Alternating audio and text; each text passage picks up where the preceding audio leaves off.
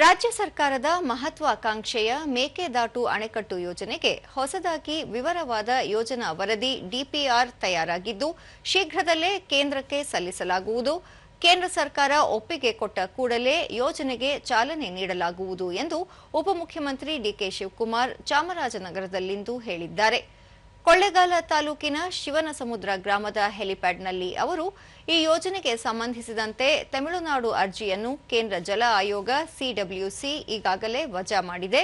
ಈ ಯೋಜನೆ ಅನುಷ್ಠಾನಕ್ಕೆ ಪ್ರತ್ಯೇಕ ಕಚೇರಿ ತೆರೆಯಲಾಗಿದ್ದು ಅರಣ್ಯಕ್ಕೆ ಪರ್ಯಾಯ ಭೂಮಿ ನೀಡಲು ಭೂಮಿ ಗುರುತಿಸುವ ಕೆಲಸ ಮಾಡಲಾಗುತ್ತಿದೆ ಎಂದರು. ರಾಜ್ಯ ಸರ್ಕಾರ ಚಾಮರಾಜನಗರ ಜಿಲ್ಲೆಗೆ ವಿಶೇಷ ಕೊಡುಗೆ ನೀಡಿದೆ.